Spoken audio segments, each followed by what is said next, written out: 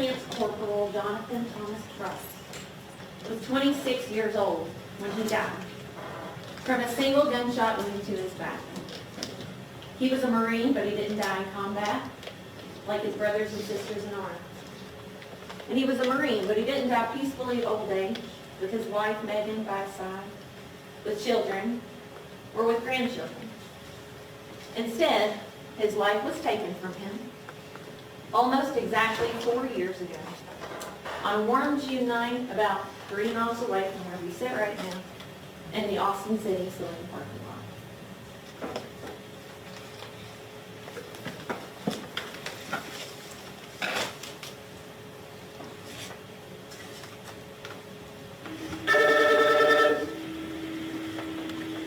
Let's see the 911. I think he was taking that. That was really bad secret shot. Okay. That guy came up. Okay, man, I can't understand you. Where are you? Austin City taking that. That was good. And I got just that shot. Crazy. What is your name? Megan Price. And did you see who did the Megan? Two black guys. Did they do in car or on foot? On foot. That was really bad. I can't move my leg. He shot my leg. Is there anything you can remember about them? Two black men. And that's all. Did you see the Both gun? had guns. One had dreadlocks. White shirt. Which one? No. The same Was the one that shot me. They threw my husband into the truck. Into a truck. Jonathan, I love you. Jonathan, I love you. Jonathan, I love you. Where was he shot at, man? I don't know. I can't get to him. I can't get to him. Help me. Help me. I need my husband alive. Wait, just stay on the phone with me, okay? I'm going to talk until we get there. They're all on the way. Ladies and gentlemen, this parking lot here in the Austin City Saloon is where 26-year-old Marine Lance Corporal Jonathan Price lost his life. And what you just heard were the last moments of his life. That was his wife, Megan, begging for him to survive, crying for him to live, asking for help, as he bled to death several feet away from her in the parking lot of the Austin City Saloon. Now this is the part of the trial where we tell you about the evidence that we believe will be presented. I wish this was a part of the trial where we told you all about the life that Lance Corporal Jonathan Price lived and the wonderful things he did.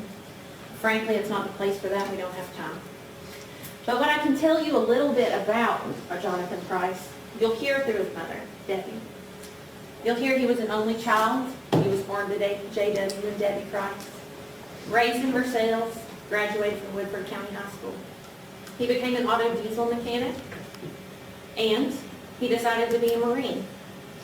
He volunteered to go into active combat several times, but wasn't called up. And at the time he lost his life, he and Megan had been married for less than a year. They were talking about starting a family, and they were living together with Debbie, saving for a house, preparing to start their life. Unfortunately, we can't talk about Jonathan without also talking about the two men that were responsible for murdering him together in the Austin City parking lot on June 21st, 2014. Those two men that armed themselves with guns, that walked into the darkness, approached Megan and Jonathan after a night out celebrating Megan's birthday, and they turned a night of what was supposed to be joy into horror for both Jonathan and Megan. Those two individuals are here with us today. And the first man is seated here, DeJuan Milosky. The second man is seated to my left, and that's Quincy. These two men acted together to rob and kill Jonathan Price and to rob Megan Price. And they sit here before you today in this courtroom. Now, not only are these two people responsible for ending Jonathan Price's life, But they are responsible for another robbery that you're going to be hearing about. And that occurred at the Quality Inn on Newtown Court, room 115. We can't tell you the full story of what happened with the Price family without also backing up 6 days to where it all began. And again, that's room 15 of the Quality Inn at the Newtown Court. Now keep in mind, as I tell you about the evidence today, this is just a very shortened version of what you're going to hear over the next week. Everything you hear, every witness you hear from, every piece of evidence, this is the puzzle we're going to put together. It's the bridge we're going to build for you across the river. But again, this is what I expect you all will hear in the next couple of weeks. June 15th, 2014, room 115 at the Quality Inn on Newtown Pike. And that's about 2.5 miles from here. It's late at night, about 3 in the morning. And there are 3 individuals staying the night there. They're in town from Somerset. Shane Hansford. At the time, Jessica Rutherford, who is now Jessica Hansford. She and Shane are married. Shane's first name is Daryl. And Mitchell Smith. And they're in Lexington for the gun show that's to be held at the convention center. Now you hear that Shane's father owns a mom and pop store where they're from. It's called Hansford's Baden Moore. And so they were here in town, staying at the Quality Inn, preparing for the gun show the next day. Now it's early in the morning. Shane, Jessica, and Mitch are enjoying their night in the city. Room 115 is on the ground floor. You can't really tell here, but you'll see and hear testimony that it's on the ground floor of the Quality Inn. Shane goes outside of the hotel room to smoke a cigarette. Jessica joins him. Mitch stays behind in the room. Shane and Jessica are standing about right here, outside the room. When they notice 2 men approach them. Now, there's a breeze right here, and we're looking, the room is right here, right out here. And so there's a breezeway that goes this way, there's also a breezeway that goes this way. They're here and they look to their right. 2 men are approaching, and this understandably makes them nervous because it's the middle of the night and they don't know these 2 men. What they notice is the first man is wearing a hoodie. He has it pulled down over his eyes, and he has dreadlocks. The second is a few feet behind him, and he has a hat on with lettering. Both men are African American. Shane notices them and watches them approach the whole way as they walk across the entire breezeway towards them. And Jessica watches them too. What Jessica notices about the man with the dreads is that he has a very large nose. And they're making a beeline for them. The man with the dreads in front walks past Shane, but just slightly. And the man with the hat stops. And he looks older than the guy with the dreads. But he points a gun at Shane, and he points it in his face, and he says, "Give me your money." Now Jessica screams. And then at that point, Canada, or the man with the dreads, we'll know him later as Canada, points the gun at her face and says, "Shut up, bitch, or I'll kill you." Those are his words, not mine. Jessica screams again. Those 2 men direct Jessica, Shane, into the hotel room where Mitch is already waiting. They make them lie face down on the beds, and they begin collecting items from around the room. Now you'll hear that the man with the hat stays by the door, and he keeps the gun on Jessica, Shane, and Mitch, and the other man keeps his gun out, the man with the dreads. But he goes around the room and looks through duffel bags and drawers and tries to find items of value. And so Jessica, Shane, and Mitch are parents. They're paramedics. Jessica and Shane are paramedics. Mitch works at the store. They have lives and family back in Somerset, and they ask the 2 men, "Please let us live. We have family." This is the weekend of Father's Day. They want to go home with their kids. And the 2 men ignore them. They take cash, they take wallets, they take credit cards, and they take some other items belonging to Shane. And one particular item, which is going to become very important later, and it's a gun that belongs to Shane Hansford. It's a Springfield XDS .45 caliber handgun. As the 2 men prepare to leave, the armed man with the hat in the doorway looks at the younger man and says, "Come on, nephew." And then they disappear. They go down this breezeway, all the way back here to the wooded area, and into the night. Now you'll hear testimony that they're all badly shaken. Shane and Jessica call 911, and Mitch tries to follow them.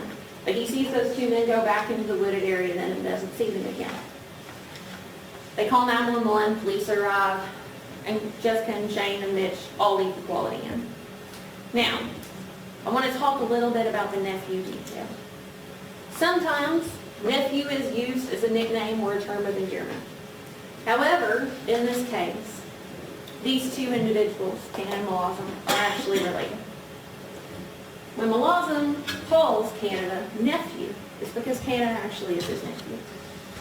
And Canada calls Malazan aunt, because Malazan is actually his uncle. They are related, they know one another, they are nephew and uncle, they hang out together, and you'll learn that they commit crimes together. Now to show you a little bit more of what I'm referring to, I'll show you a text chain that you see on DeJuan Malazan's phone. And this is all found well after the fact, well after Quality Inn. At the time that the Quality Inn robbery occurs, nobody knows who these two individuals are. But Malazan's phone is examined later. And you'll also hear witnesses testify that they call one another uncle and nephew. Here's a text chain from DeJuan Malazan's phone. Here you'll see a number, 859-684-5161, and that's Quincenio, Canada. He texts, I need a bag about to go to Mariana. Malazan texts back, Gar nephew. When Canada says, huh? Malazan says cigar.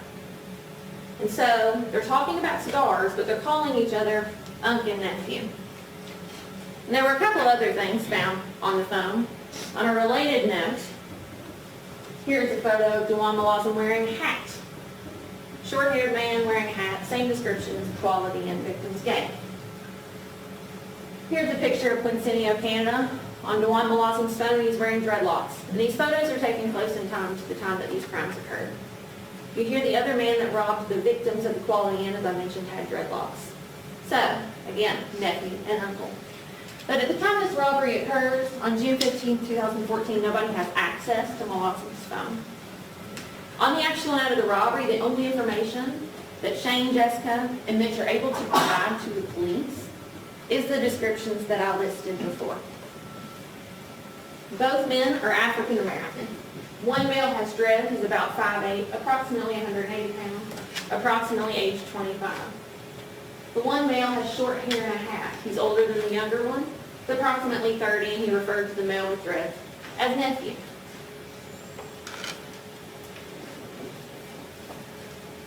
On the actual night of the robbery, police are called out to the Quality Inn, and you'll find out there's not much to follow up on.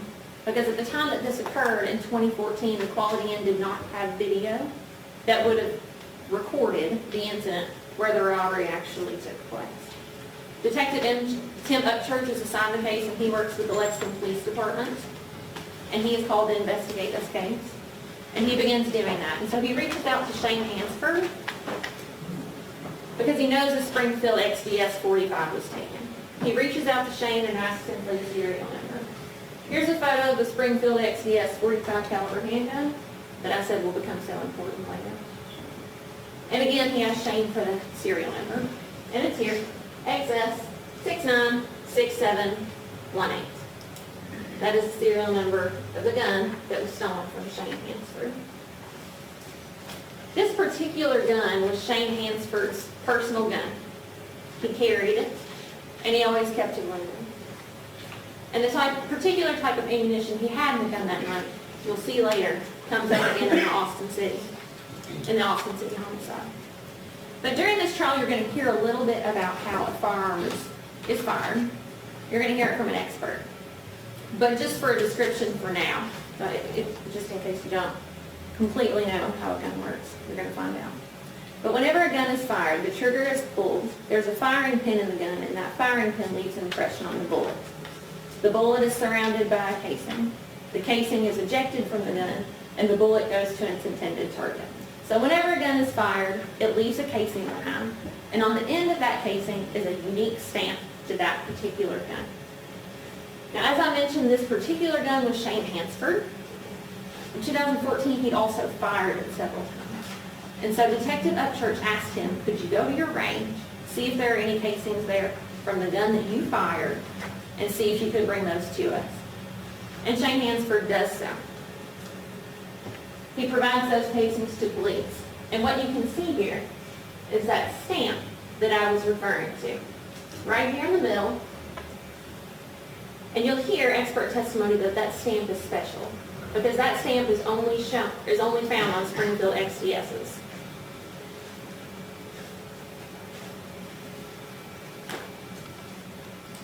One other thing I want to add about the quality of robbery. We know that Canada was in the area at the time, because we see that his last phone call is made here at 3:08 a.m. Now, this doesn't necessarily mean that he didn't make it over here, but what it does mean is that he was in the area shortly before the robbery occurred. At 3:08 a.m. he hung up his last call. The Quality Inn is right over here, and we know that the robbery occurred a few minutes later because the victims in that case called for police at 3:18 a.m. Again, the biggest piece of evidence taken from the Quality Inn was this handgun. Now I'm going to fast forward 6 days to the Austin City homicide. Actually, I guess I'm moving to June 20th, because June 20th is Megan Price's birthday. It's a Friday night. Megan is out celebrating her 24th birthday. She, Jonathan, and friends go out to dinner, and then they go to the Austin City Saloon to celebrate. She and Jonathan are riding with other people. Around 1 a.m. on June 21st, they both decide that it's time to leave. And so they walk outside into the parking lot where Megan tries to get in touch with her friends, and they wait. And so they wait here in this area. As you can see, it's dark. They're not the only people in the parking lot.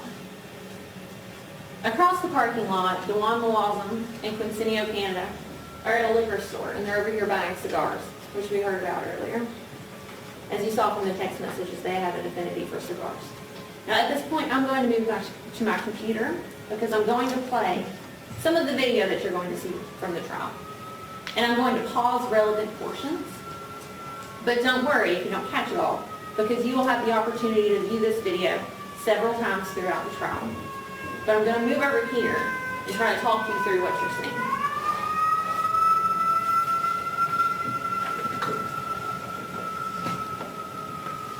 All right, Coach.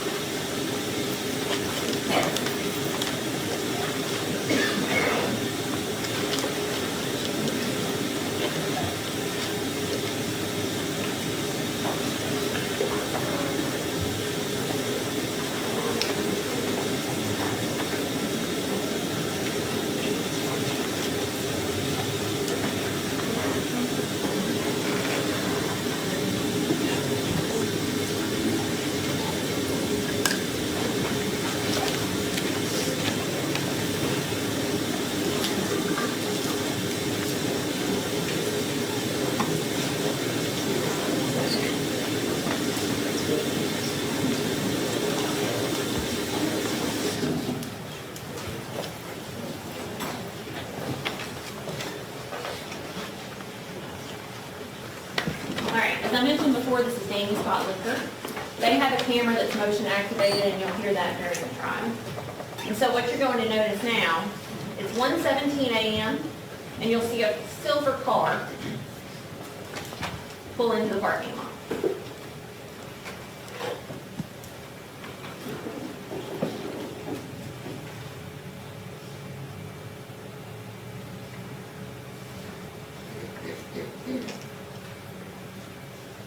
Now this is the passenger view, and keep an eye on this passenger side window because you'll see a lighter. So you know there's a passenger, and it appears he's wearing a white shirt.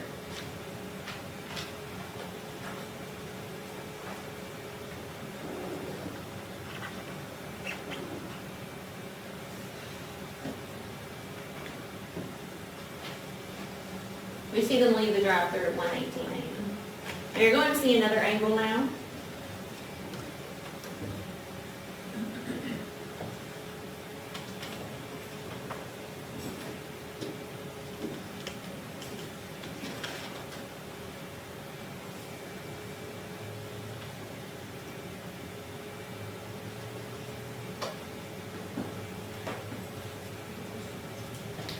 Hold on, everyone, let me take a look at it.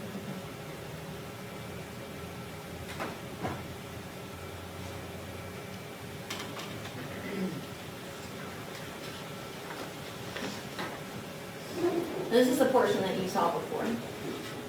Again, the passenger side of the car. You'll see a lighter that indicates there's a passenger sitting in that seat. And from the lighter, you can tell he's wearing a light colored shirt.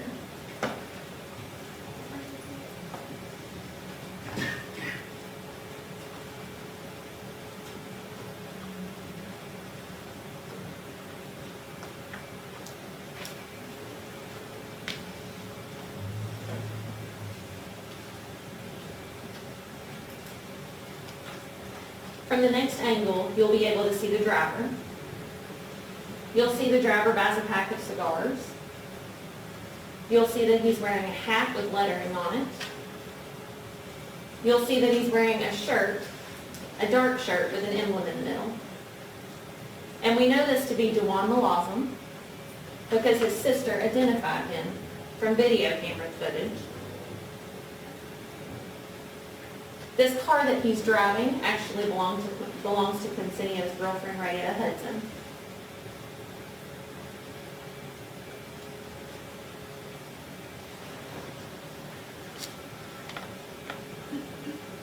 And now you'll see one more angle, and you can see the license plate of the vehicle. Now it's difficult to see, but you'll see pictures later. It's 857MTJ. That vehicle belongs to Rayetta Hudson. This is Quincinio Canada's girlfriend.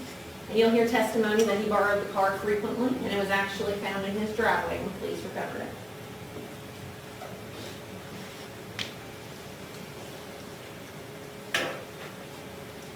Now we're switching cameras, and this is the Mariana's Tienda video. You can see a silver car driving around the parking lot. It's going to go down a ramp that sits to the side there. Now, I don't want to mislead you. About 9 minutes pass between the time that car goes down the parking lot and between the time you see the next two people come up. And you can see the two people here. One of those individuals is wearing a white shirt. And you'll see as they clear this pole, the other individual is wearing a dark shirt with a white emblem in the middle. Again, this is about 9 minutes after these two defendants left Danny Scott Liquors. Megan and Jonathan are on the other side of this truck, and you'll hear testimony that Canada has just approached Jonathan and Megan. Malazam walks around this side. Look here, you'll see one gunshot over the left. There's the first one, and here you'll see a second one.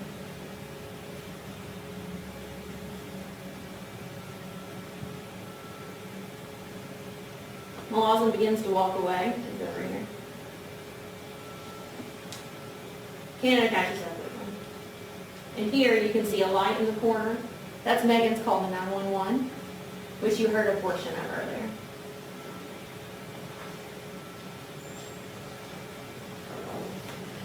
Now, you will hear from Megan Price, who's the living victim, about what actually happened there. And we know what happened because we have this video that corroborates. But again, Megan will tell you that she and Jonathan were standing in the parking lot and they were talking.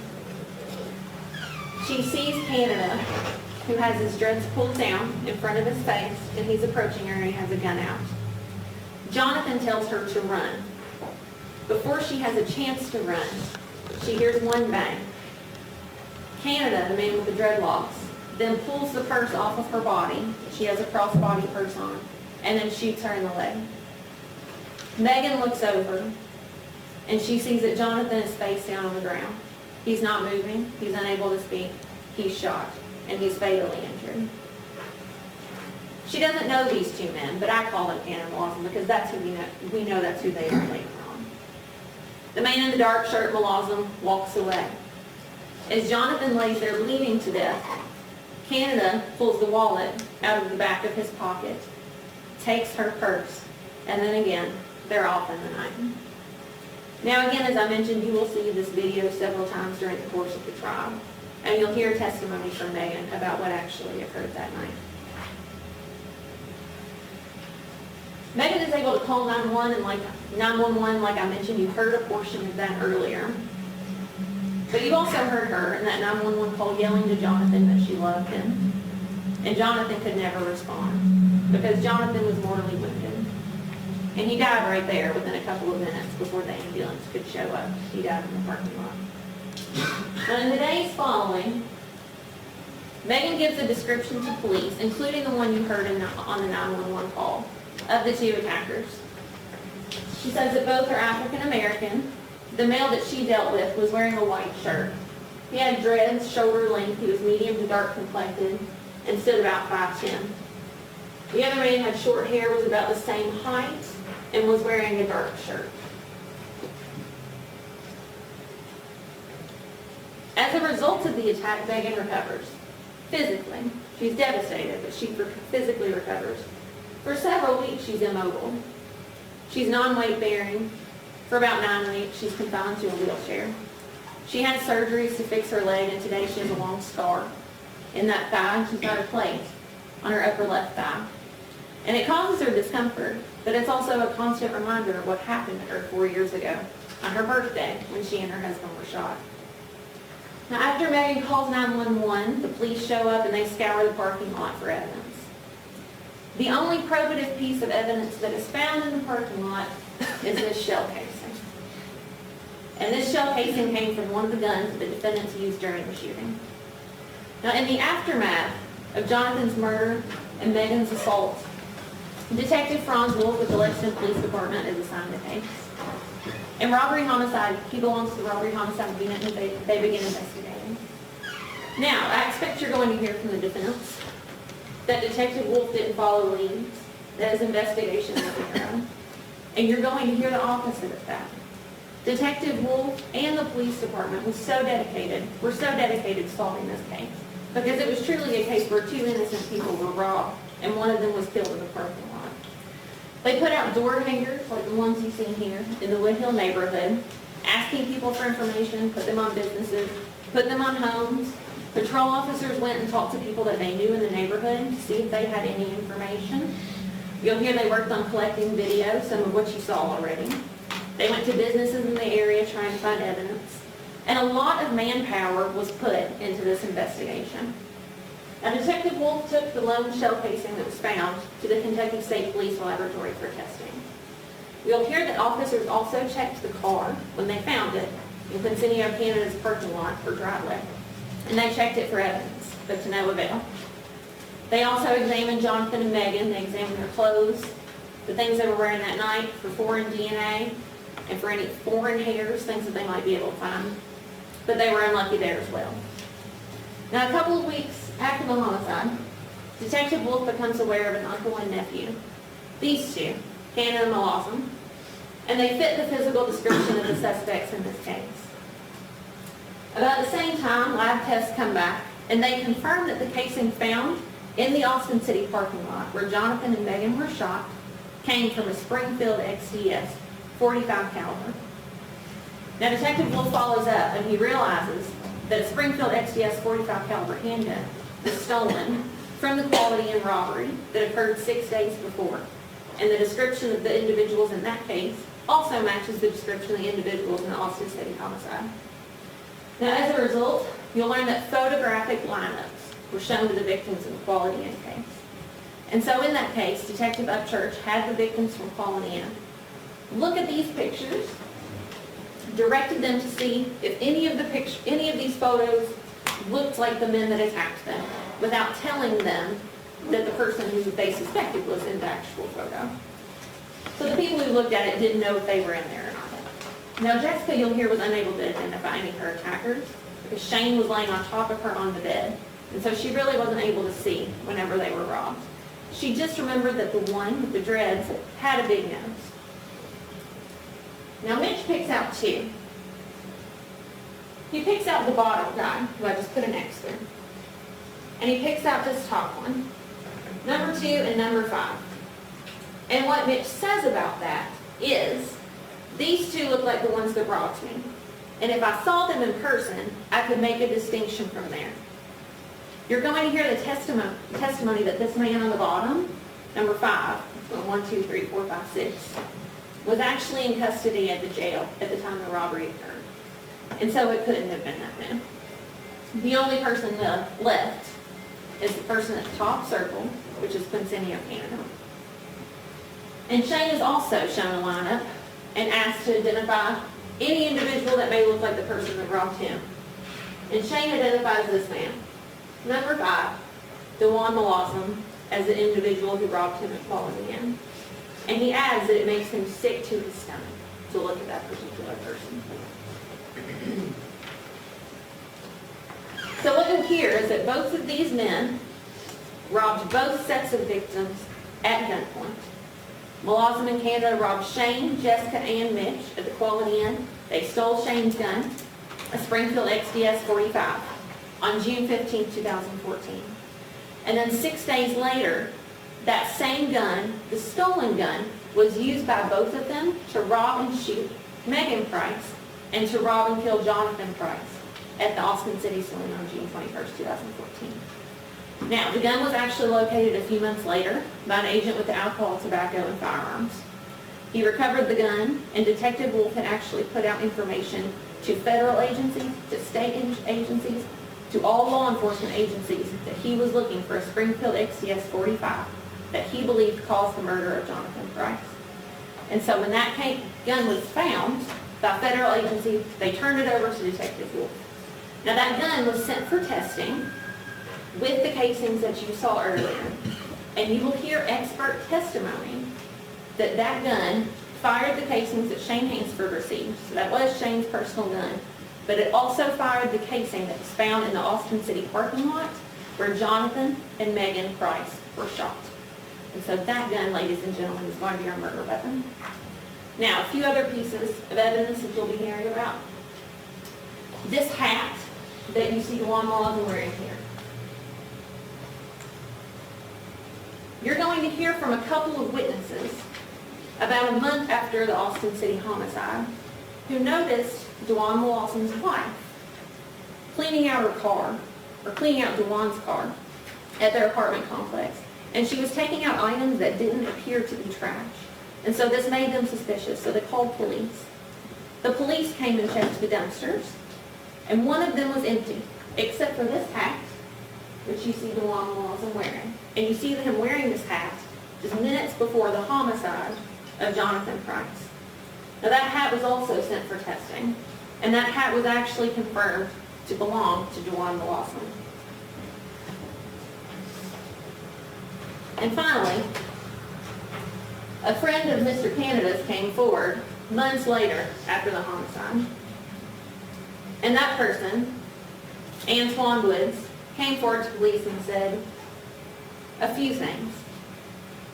What he said was, on the night of June 21st, 2014, he was on Hedgewood Court. Now, Austin City is up here. Hedgewood Court is down here. And so it looks a little far here, but you'll hear testimony, it's about a 30-second drive. And so he was on Hedgewood Court, and he sees Quincenio Canada pull up. And he's the passenger in a silver car. And there's a driver of that car. And it's a guy he recognizes, but he doesn't know very well, but he sees him with Quincenio a lot. And he talks to Quincenio and he says, "What are you doing?" And Quincenio says, "I just popped a guy." Now for those of you not familiar with that lingo, that means I just shot someone. And he actually identifies Quincenio as Q, the man he knows and the man he talked to on June 21st. And he identifies DeJuan Malawson as the driver of that silver car. He identifies them both as the two people he saw and talked to after the Austin City homicide. To boot, none of this information had been released to the public, and ever was. No information about the silver car, no information about these two had been released at this point in time. And what he said was also corroborated by Canada's cell phone records, which put him in the area. He makes a call right here about 1:42 a.m., and this is Richmond Road in Patchen. And again, you'll hear more expert testimony about this, but for the sake of time, we hear that about 14 minutes after the homicide occurs, he's over here making phone calls, and Austin City is right up here. And so that puts him in the area, ladies and gentlemen. Now again, this is a very brief version of what the proof will be. you're going to hear testimony that we know that these two are responsible for the death of Jonathan Price, for shooting Megan Price, and for the robbery at the Quality Inn. And you're going to hear testimony over the next 2 weeks about how we know that. And I think I failed to mention to you, ladies and gentlemen, that you'll hear from Megan what these two men got from robbing her and from killing Jonathan. And that was $60. Jonathan and Megan Price had $60 between them. And you'll hear testimony about how Jonathan died from a single gunshot wound to the back. And I'm not going to show you photos now because you should only have to look at them once. But it was a painful death. And the gunshot went through his skin, through his ribs, and punctured his heart. And that's how he died in the Austin City parking lot after being attacked by these two men. Now, at the end of this trial, after we built this bridge for you, after we put all the evidence out there, after we put the puzzle together, we are going to ask you to find these two responsible, to find Quincinio Canada and Dewan Malazam accountable, to hold them accountable for what they did, to reject their claims that they're not responsible, to reject their claims that it's somebody else's fault. And we're going to ask you to find them guilty of robbing Jessica Hansford, of robbing Shane Hansford, of robbing Mitchell Smith, of assaulting Megan Price, of robbing Megan Price, of robbing Lance Corporal Jonathan Price, and for killing Lance Corporal Jonathan Price. Thank you.